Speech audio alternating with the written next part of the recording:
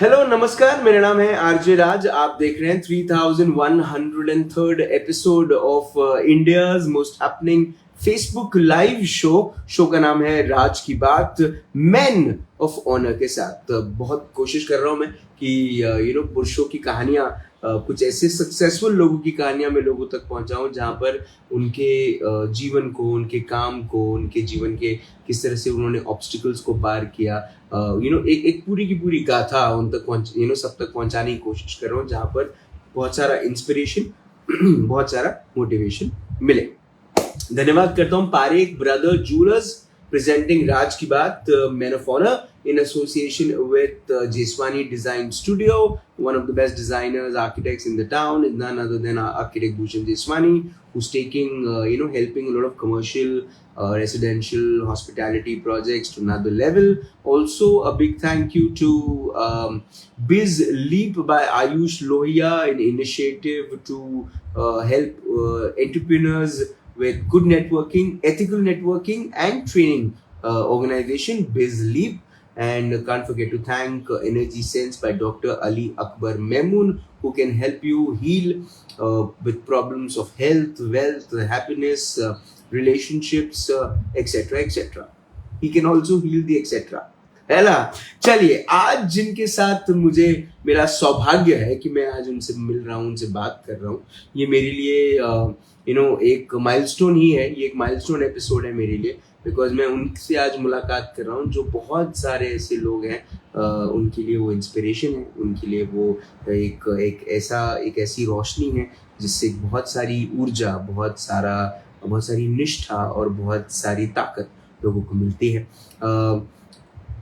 Building and construction business से पहले वो हैंडीक्राफ्ट्स के बिजनेस में थे। अब taking one more leap in life after building in construction and having a very eminent and celebrated name, he has also gone into the business of resorts and holidaying and making people smile, and sometimes also getting scared from tigers. Yes, he's into the business of resorts, and he can always, you ask for anything and he can always say this to you, and that is Tathastu. Please welcome my guest today, somebody for whom I have great love and respect, one and only Anil Agrawala sir. Sir, namaskar. Namaskar. Sir, स्वागत आपका राज की बात. Thank you. And sir, it is my complete honor, pleasure, सौभाग्य कि आप वक्त निकाल कर से मुझसे बात कर रहे हैं.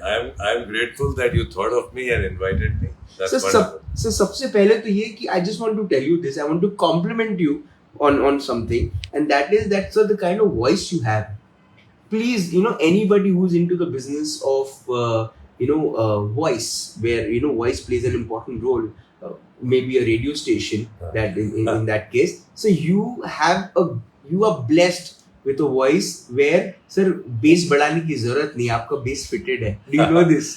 Yeah, I know this. A lot of people tell me that, and I'm blessed not only with my voice but with a lot of things. I think God has been kind in many ways. Yes, and one of them is my voice. Thank you so much. Wow. Thank you. So sir, a Dhanbad boy coming to Nagpur, that's again a story. Yes. Please tell us.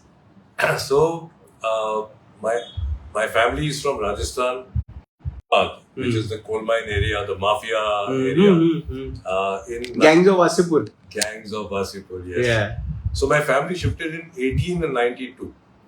And we were there till 1975-77. Okay. And I shifted to Nagpur in 1980. So before coming to Nagpur,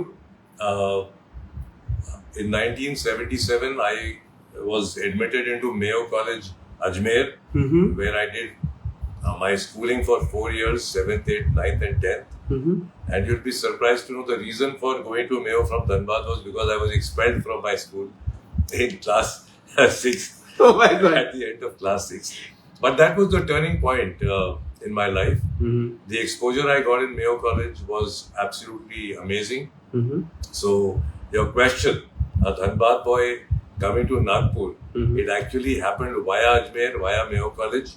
And so when I came to Nagpur, I realized that I had a big advantage due to my experience not only in Mayo, but the exposure of a boarding school for 4 years, where one has to fend for himself, And yeah, so that is how I landed up in Nagpur. Yeah. So sir, so the family you come from, वो किस व्यवसाय में थे, किस business में थे? So in Dhanbad we had coal mines, and my grandfather was known as the coal king of Dhanbad, and though that life was like what you see in Bollywood, it was like we had every luxury car. Royal.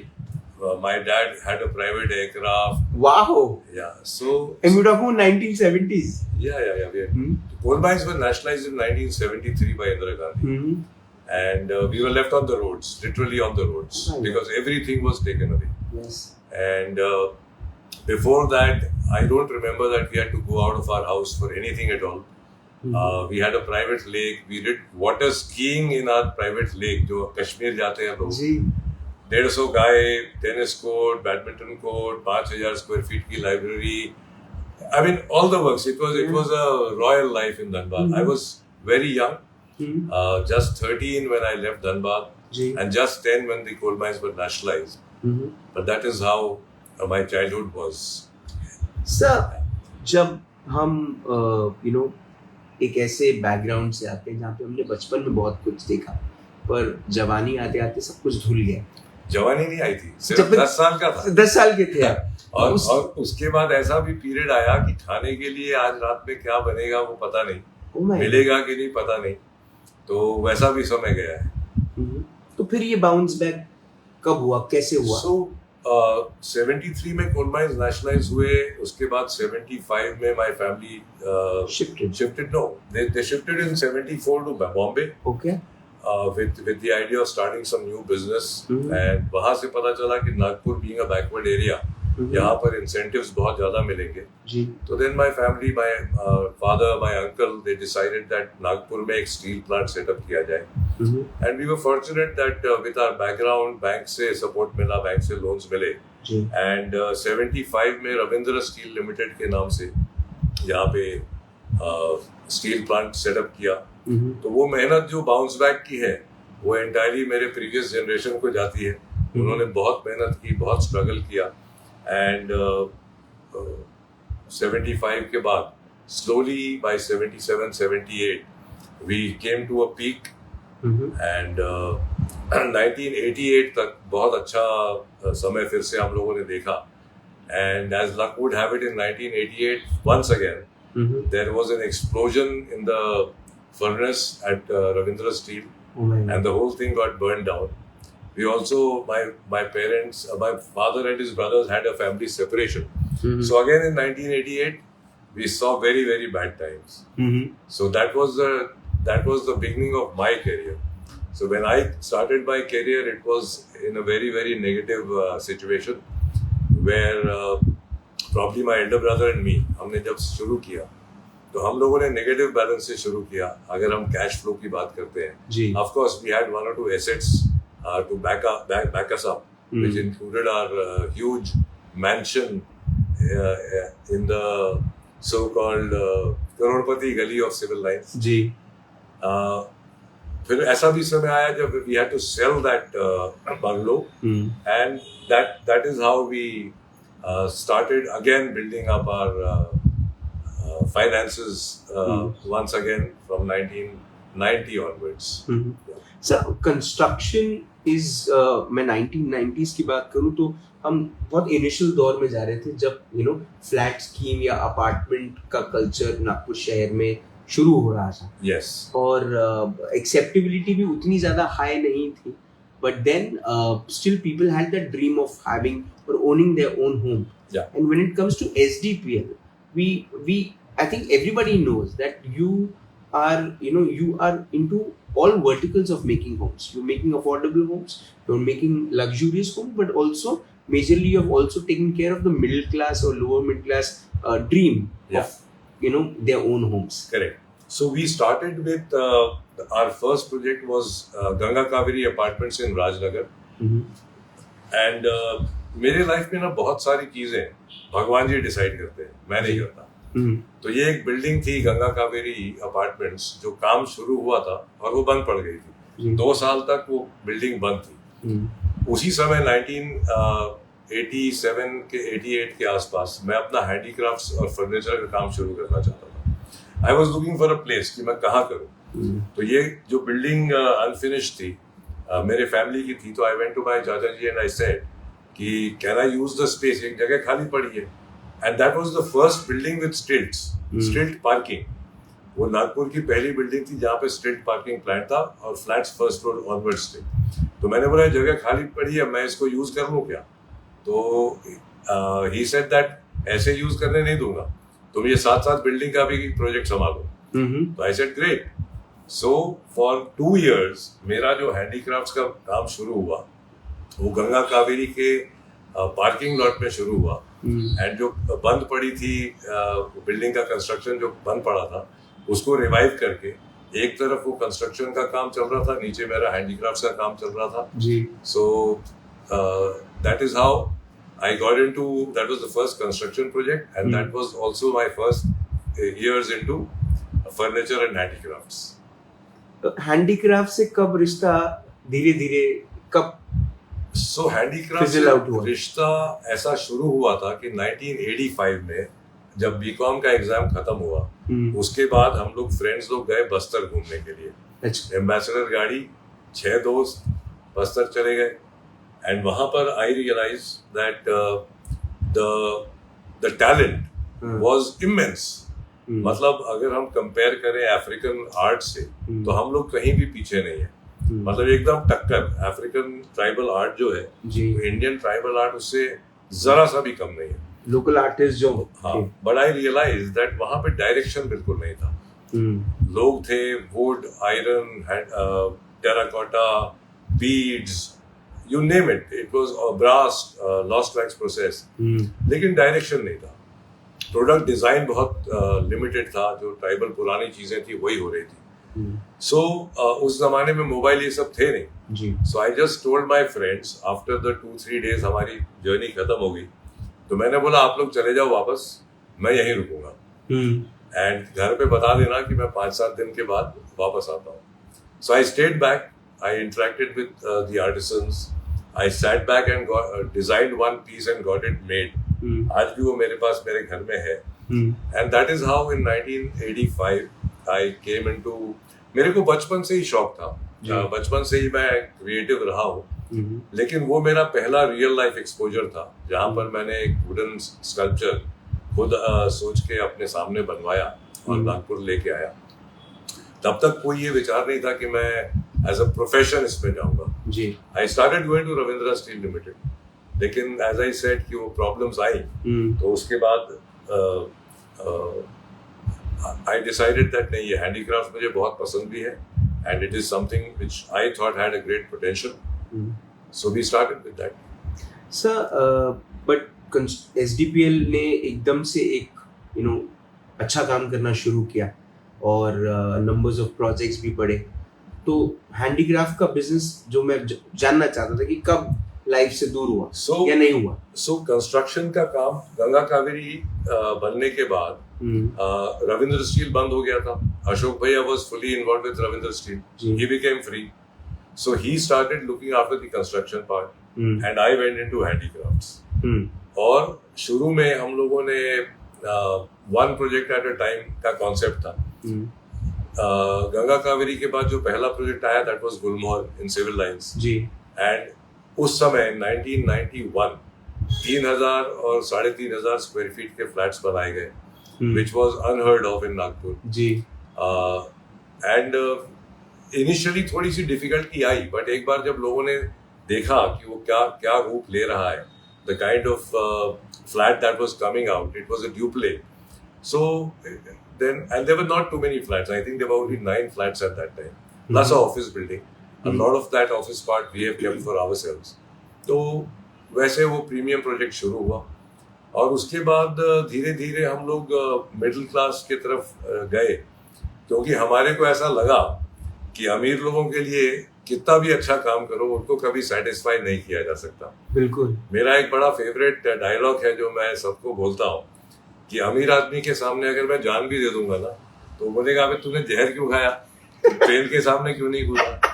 So even if I die, Hmm. they will find fault in the way I chose to die. बिल्कुल. तो middle class के लिए और lower middle class के लिए जब काम करना शुरू किए तो that was a great pleasure.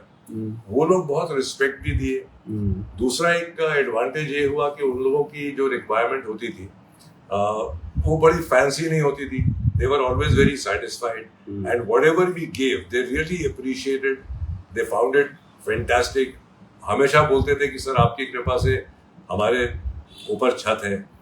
हमको इनवाइट करते थे उनके घर में, कोई भी पार्टी है, शादी है, वो इनवाइट करते थे. अच्छा लगता था. एंड एक और फायदा ये हुआ कि the middle class and the lower middle class ये लोग लोन डिपेंडेंट होते हैं. बिल्कुल. तो ये लोग पूरा का पूरा जो पेमेंट है 100% चेक पेमेंट्स का जो करते हैं वो हमारे फैमिली की थॉट प्रोसेस को बहुत सूट होता है. सो दैट इज वाई हम लोग अब प्रीमियम में नहीं के बराबर है. हार्डली कोई एक आध प्रोजेक्ट होता है. And again the same problem is that we are not very comfortable working for that class. We are very very very happy working for the middle and the lower middle class. अभी हमारे 2000 से ज्यादा flats under construction है जी. उसमें से मुझे लगता है कि 1500 50 लाख के नीचे वाले फ्लैट्स हैं. And if you see those buildings, आप बाहर से देख के सोच भी नहीं सकते कि इसके अंदर इतने सस्ते फ्लैट्स होंगे. एंड हमारा स्लोगन ही है, घर उनके लिए जिन्होंने सपने में सोचा भी नहीं था.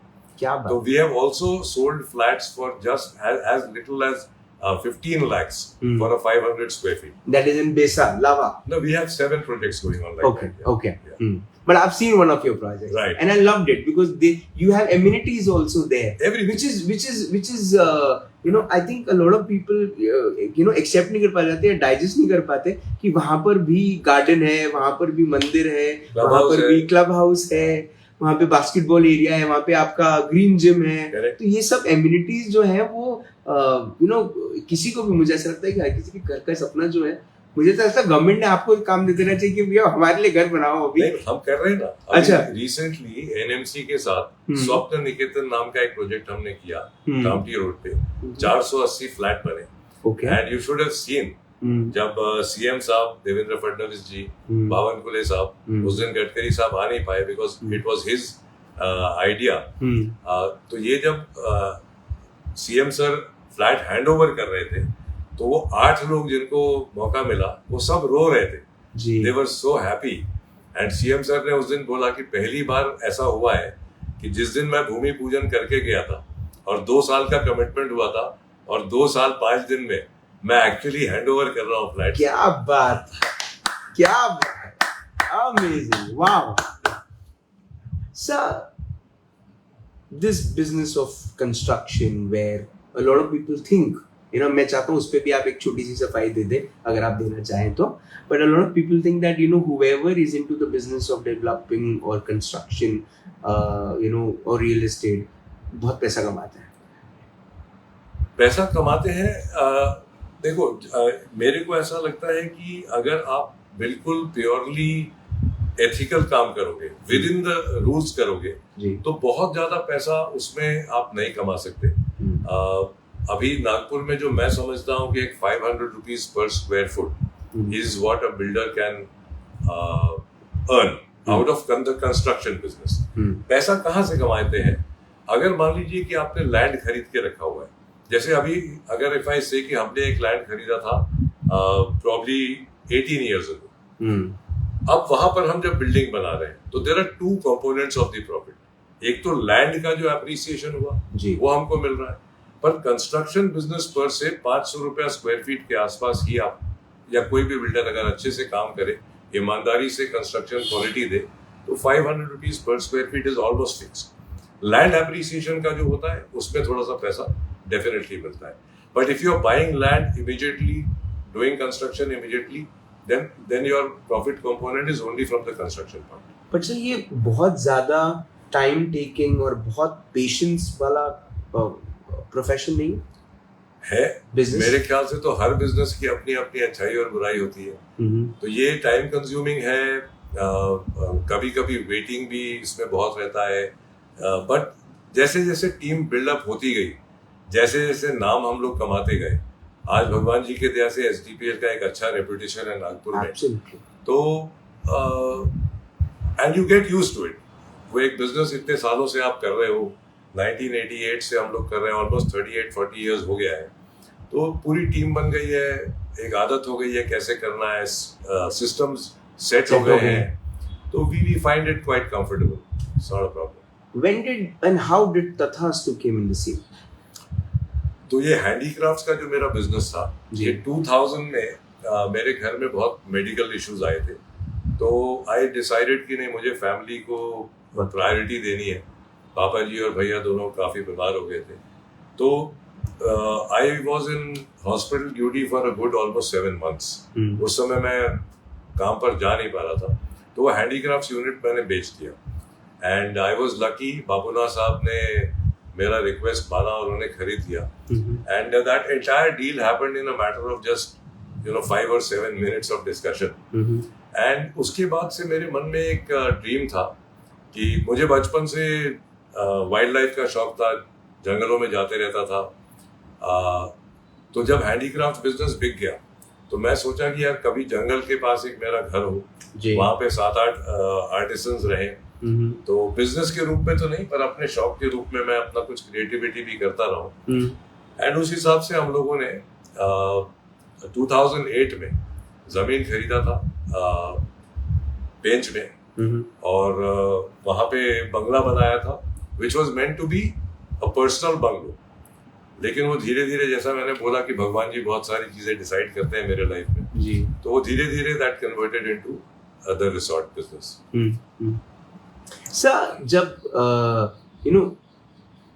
क्योंकि मैं खुद तथास्तु में रहा हूँ, मैंने देखा है तथास्तु को, I have loved your place, thank you. I have loved also the मतलब मैं शुरुआती दौर की अगर मैं बात करूँ तथास्तु में, तो एक चीज जो तथास्तु में नहीं बदली है वो है कि फूड पे बहुत ज्यादा ध्यान दिया जाता है। मारवाड़ी आदमी वो एक एस्पेक्ट है। दूसरा सर, जो लग्जरी आप एक रूम के अंदर में प्रोवाइड करते हैं फॉर समबडी, वो जो कंफर्टनेस है और वो जो हॉस्पिटैलिटी का स्पेशल केयर करने की जो कोशिश है, ये एक ऐसे व्यक्ति विशेष थे जो कंस्ट्रक्शन बिजनेस से आते हैं, है ना। और इनफैक्ट अगर हैंडीक्राफ्ट्स की भी मैं अगर बात करूं, तो ये दोनों थोड़े से कहीं ना कहीं एक कंस्ट्रक्शन तो टफर फील्ड है, बड़ा टफ इंसान बनता है उस फील्ड में, हॉस्पिटैलिटी भी बहुत टफ है। तो आपके लिए क्या ज्यादा चैलेंजिंग रहा है? नहीं, देखो मैं तुमको बताता हूँ, जब रिसोर्ट बनाने की बात हुई तो 3 चीजों का कॉम्बिनेशन हुआ, कंस्ट्रक्शन, इंटीरियर्स एंड हैंडीक्राफ्ट्स, बिल्कुल, प्लस, है ना। तो ये जो चीजें थी, और एक और बात थी कि मैं बचपन से जब भी ट्रैवल करता था, तो मेरे को एक आदत थी कि मैं अपने नोट्स बनाता था, एंड उसमें मैं लिखता था कि मुझे क्या अच्छा लगा, मुझे क्या खराब लगा, क्या होता तो बहुत बढ़िया हो जाता। तो वो जो मेरे नोट्स थे बचपन के ट्रैवल के, वो भी बहुत काम आए।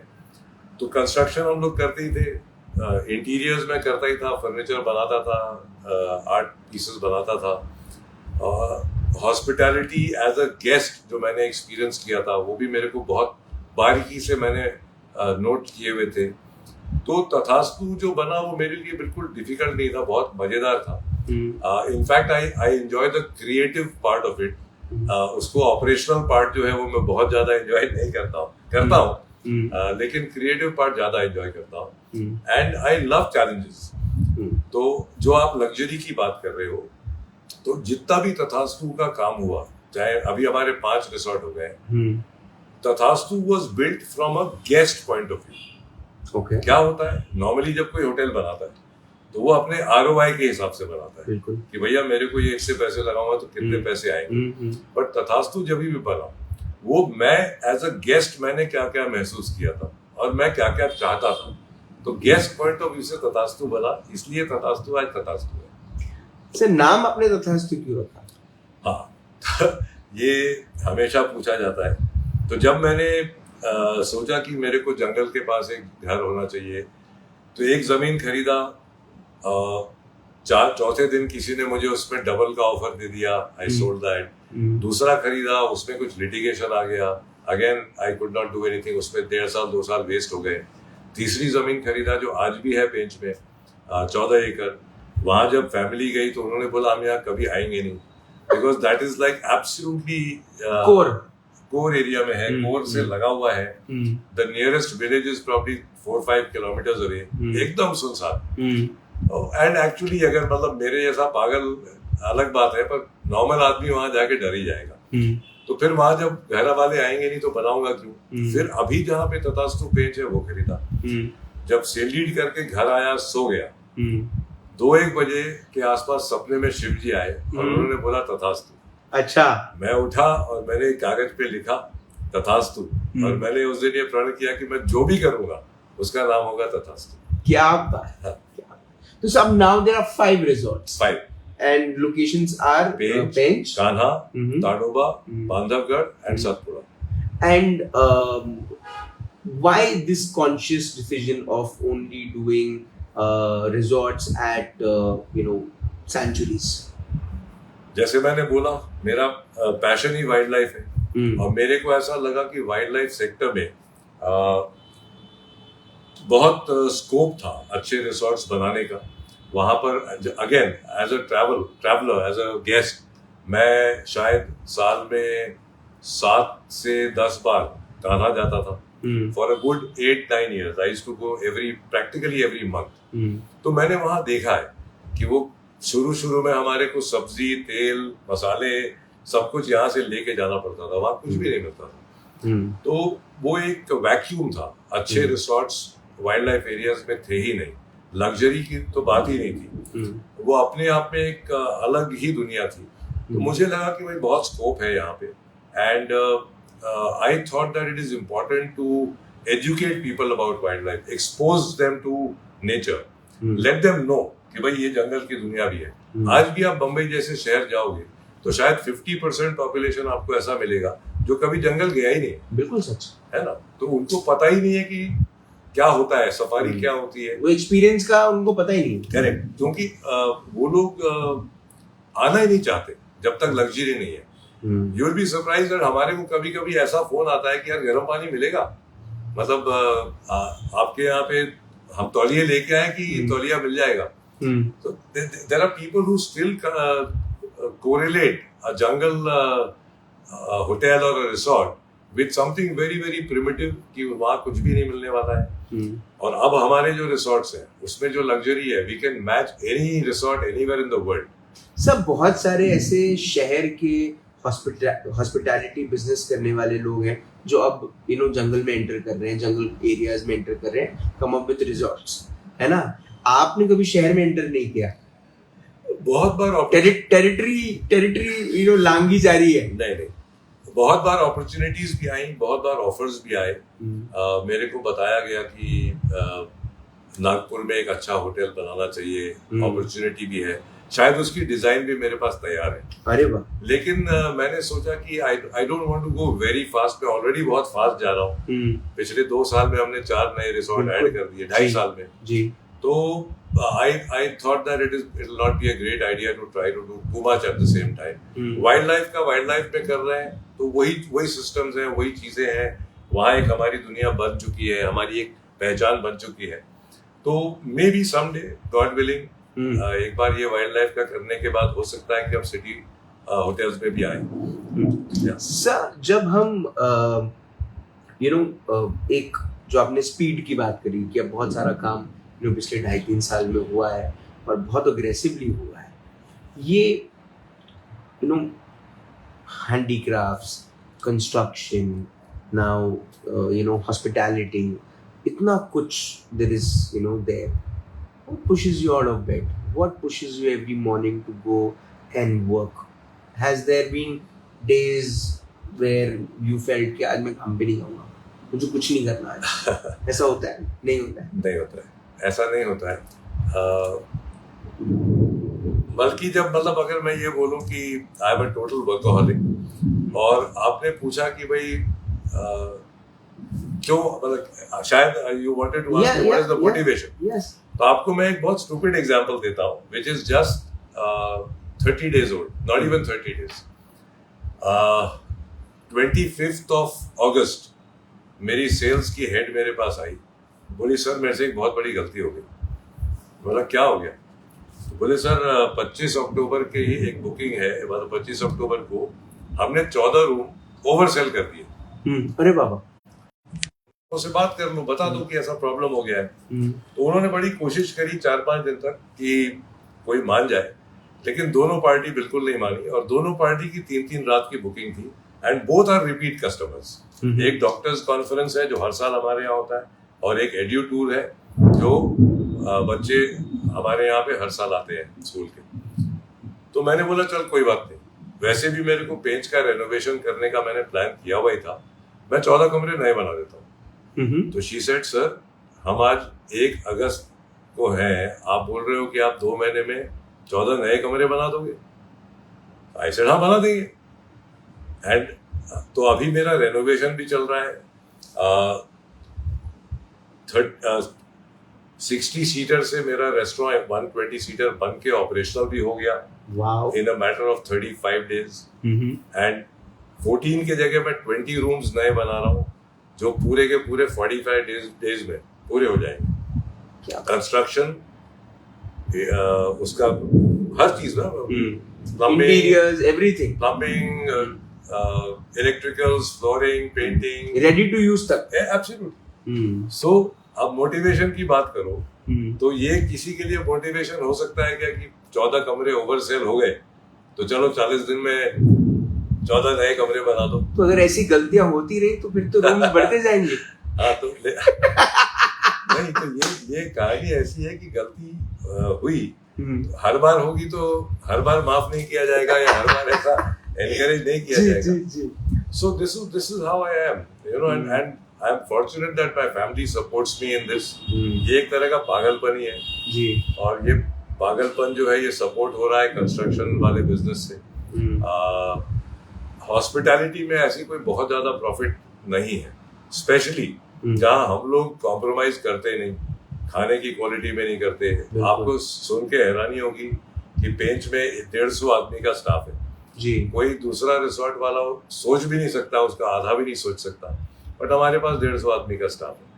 तो हम लोग कहीं कॉम्प्रोमाइज नहीं करते, हमारा फोकस प्योरली गेस्ट एक्सपीरियंस है, गेस्ट खुश होके जाए, that is what we try to provide and that is you know my motivation.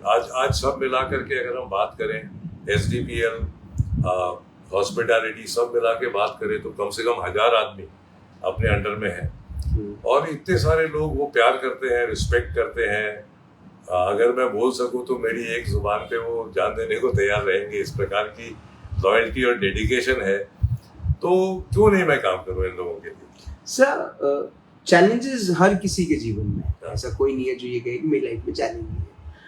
Physical, you know, health, you know, कई बार इमोशनल, यू नो, स्पिरिचुअल, हर किसी के पास कोई ना कोई चैलेंज है।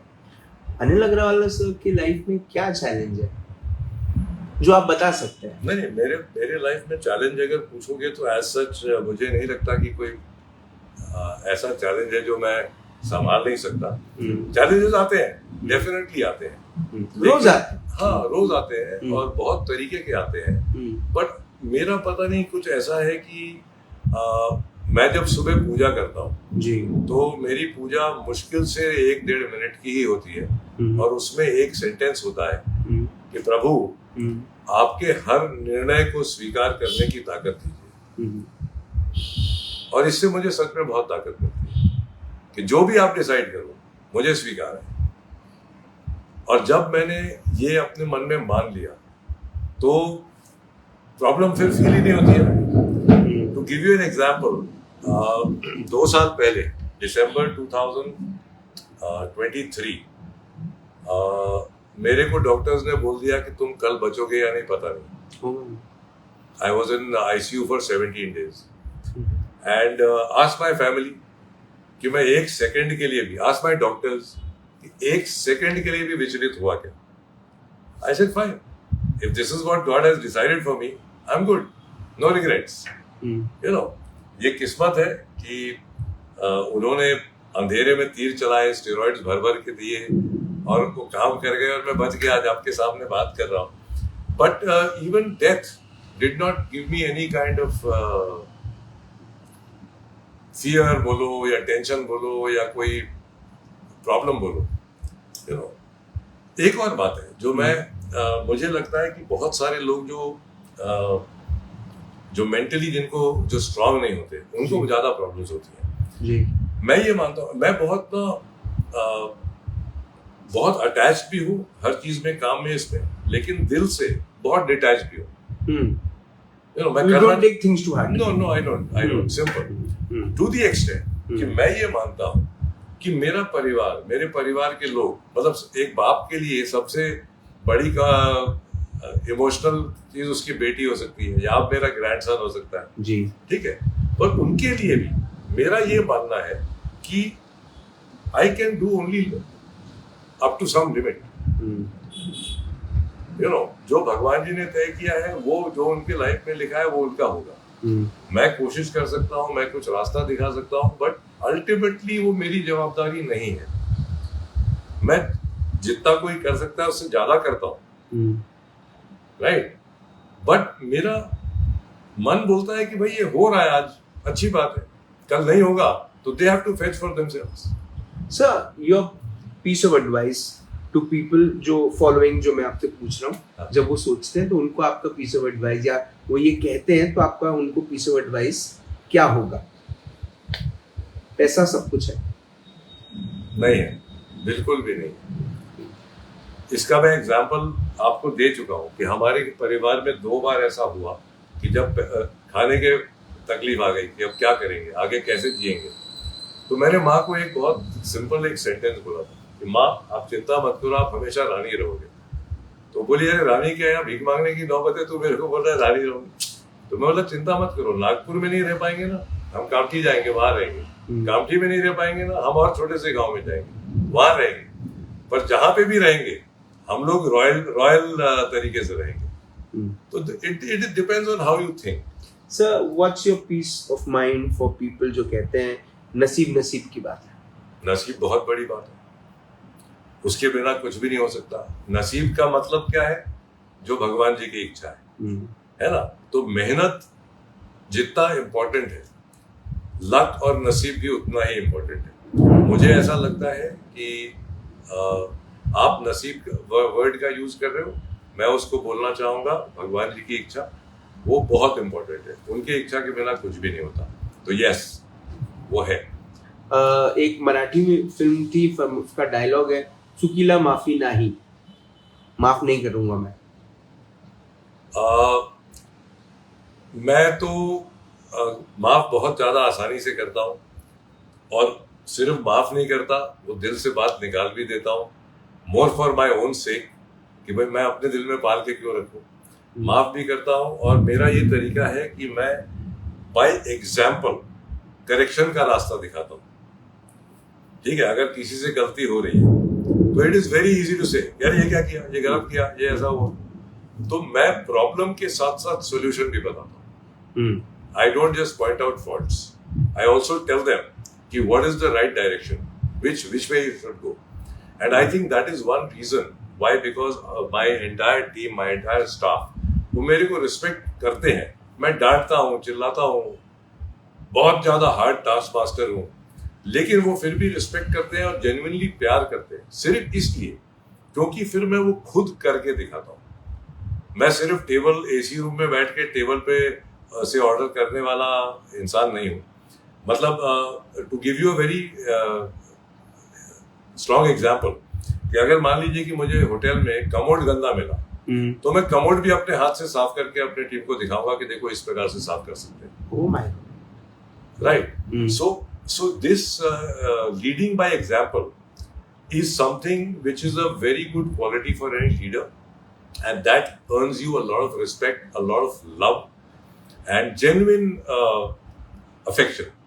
What goes around comes around. ये thought 100%, without any doubt.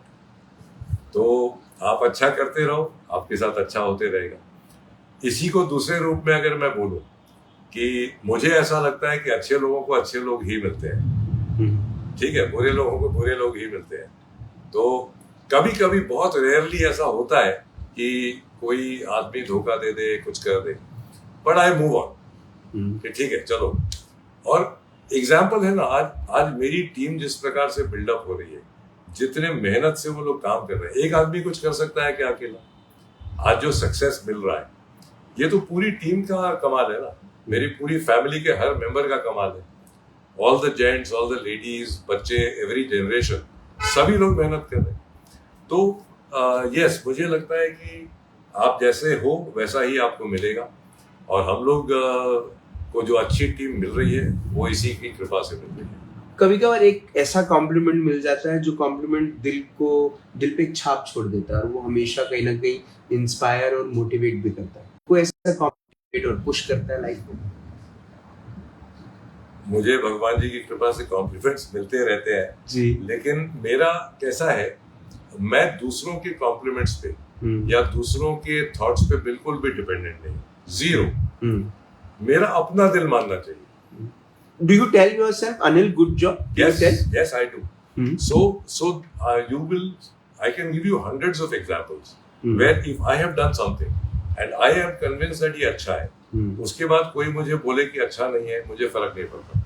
मुझे लगता है कि अच्छा नहीं है और मुझे 1000 आदमी बोल दे कि ये बहुत अच्छा हुआ, मुझे फर्क नहीं पड़ता। So I do not believe in compliments। अच्छा लगता है कोई बोलता है कि अब तुमने बोला आवाज अच्छी है, अच्छा लगता है, ठीक है, but I don't really bother about what other people think। If you see my dressing, if you see the way my whatever, I don't really bother about how I look। I don't bother about मेरी गाड़ी क्या है, मेरा क्या है, मेरा cabin कैसा है। It doesn't matter what the other person is going to think or say is not of that importance to me। मेरा अपना दिल जो बोलेगा वही मेरे लिए बड़ा है। Sir, अब with time there are so many experiences, there are so many things which you have learned, with time, with businesses you've done, with people you have met। कल के अनिल अग्रवाला में और आज के अनिल अग्रवाला में क्या फर्क है? मतलब मैं आज फ्राइडे पे बैठा हूँ, सैटरडे पे बैठा हूँ, तो फ्राइडे के अनिल अग्रवाला में और सैटरडे के अनिल अग्रवाला में क्या फर्क है, और संडे के अनिल अग्रवाला में क्या फर्क होगा? नहीं, मेरे ख्याल से सबसे अच्छी बात यही है कि मैं बदला नहीं। मैं जैसा था वैसा ही हूँ और वैसा ही रहूँगा। तो मुझे नहीं लगता बदलाव ये आया कि बाल झड़ गए थोड़ा बुढ़ा दिखने लग गया, लेकिन मन में जो जोश है, जो एंथुजियाज्म है, जो काम करने का जुनून है, जो सबको साथ लेके चलना है और कुछ करके दिखाने का, जो मेरे को अपने को खुद को दिखाने का, I don't think I have changed really. और हाँ, थोड़ा सा ये है कि संयम, सेल्फ कंट्रोल थोड़ा सा I think has improved, and but ज्यादा चेंज नहीं आया। हम लोग घर में पहले जो बच्चे थे अब घर के बड़े हो गए, रिस्पॉन्सिबिलिटीज आ गई हैं जी, तो you have to definitely be a little matured। But मुझे ऐसा लगता है, and all my friends will vouch for this, that even during college days they used to say कि यार तू बहुत ज्यादा matured है। तो मैं वैसा ही था, वैसा ही हूँ और वैसा ही रहूंगा। सर, अगर जीवन की सुनहरी किताब लिखी जाती, किताब के सुनहरे पन्ने पर सुनहरे अक्षरों में ये नाम लिखा जाता अनिल अग्रवाला, उसके नीचे कौन सा ऐसा कोट या थॉट या कोई बात आप लिखते जिसे लिखने के बाद ये जो युवा हैं जो पढ़ते इंस्पायर होते, जो आपके साथ के लोग हैं वो पढ़कर खुश होते कि आपने बात लिखी है और उससे मोटिवेट भी होते? Quote of life, something which you believe in. Follow your heart, and when I say follow your heart, फिर सच में दिल से, पूरे जुनून के साथ, दिल कभी गलत नहीं बोलता। Just follow your heart, follow it very seriously, and you will be there।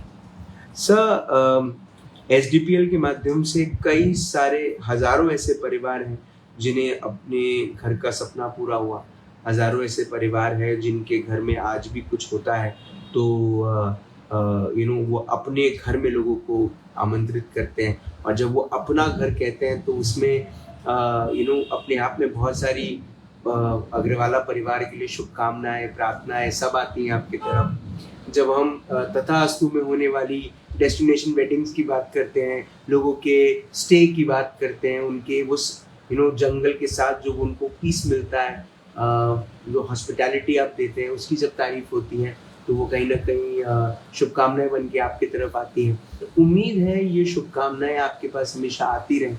उम्मीद है आप ऐसे ही इंस्पायर करते रहें। उम्मीद है कि बहुत सारे लोग आपसे ये बात सीखें कि आप एक बहुत साधारण होकर भी असाधारण काम कर सकते हैं और असाधारण तरीके से लोगों को इंस्पायर कर सकते हैं। आप इस शो पर आए, आपने अपना वक्त दिया, आपने हमसे बात की। ये मेरे लिए मेरे 3000 एपिसोड का सबसे एक्सक्लूसिव एपिसोड है। मेरे लिए ये सौभाग्य की बात है कि मुझे आज मौका मिल रहा है आपसे बात करने का। बहुत बहुत धन्यवाद। Thank you so much. Thank you so much. Anil Agrawala sir से बात हुई, the man of honour, on this exclusive episode of Raj ki Baat. एक दिन सूरज ने कहा कि मैं कल नहीं निकलूंगा। पूरे ब्रह्मांड में खलबली मच गई कि अब कल क्या होगा। जितने भी देवी देवता हैं उन्होंने कहा कि व्हाट्सएप भेजा एक दूसरे को, उन्होंने बोला मीटिंग करना बनता है। अरे भाई सूरज ने कह दिया वो कल से नहीं निकलने वाला है। पूरे साम्राज्य में, मतलब ईश्वर के देवी देवताओं के साम्राज्य में लोग आए, इकट्ठा हुए और लोगों ने आकर बातें करना शुरू किया, नारे लगाना शुरू किया कि सूरज ऐसा मत करो, ऐसा बहुत सारी बातें हुई। अब सूरज उस पूरी की पूरी सभा में आए। उन्होंने कहा कि मैं कल से नहीं निकलने वाला हूं। है कोई जो मेरी जगह लेगा? है कोई जो रोशनी देगा? है कोई जो ऊर्जा देगा? पूरी सभा में शांति हो गई। देवी देवता उदास बैठे रहे और उन भरी भीड़ में किसी ने हाथ ऊपर किया और कहा मैं कोशिश करूंगा। ये कोई और नहीं, एक छोटा सा दिया था। अब इस दिया को आप इस तरह से देखें कि इस काले बादल, इस दुनिया के इस भारी भीड़ में जब आपको मोटिवेशन, आपको इंस्पिरेशन, आपको वो पीस ऑफ माइंड चाहिए तो आप कहाँ जाएंगे? मैं पता बताता हूँ। किसी भी तथास्तु में जाएं, पहले पता करें अनिल अग्रवाला सर वहाँ पे है या नहीं, तो आपको वो ऊर्जा, वो रोशनी मिलेगी, क्योंकि ये भी एक दिया है। ये बात बहुत लोगों को प्रभावित करती है कि किसी भी काम के पीछे कितना दिमाग लगा है, लेकिन कितना मन लगा है, कितना दिल लगा है, ये शायद लोग सोचना नहीं पाते। लेकिन आज हम जब बात करते हैं SDPL की, हम बात करते हैं तथास्तु की, हम बात करते हैं इस शहर को एक ऐसे मैप पे ले जाने की जहाँ पर लोग यहाँ पर आना चाहते हैं, बसना चाहते हैं और अपने सपनों का घर देखना चाहते हैं, तो उसमें अग्रवाला परिवार का एक बहुत बड़ा योगदान है। उसमें अनिल अग्रवाला जी का विशेष रूप से एक बड़ा योगदान है। उम्मीद है ये एपिसोड ना ही आपको प्रोत्साहित करे, लेकिन आपको कहीं ना कहीं ये भी सोचने में मजबूर करे कि क्या नहीं किया है जो करना है और क्या कर चुके हैं जिसको और सुधारना है।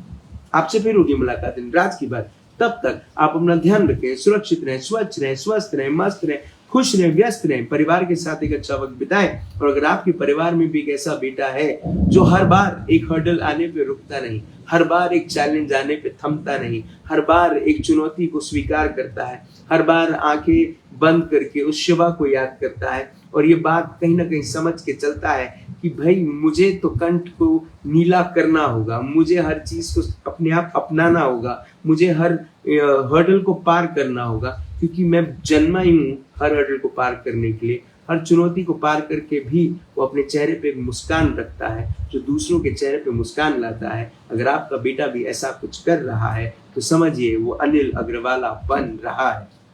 हर घर में एक ऐसा अनिल जरूरी है। जिंदा रहें। जय हिंद।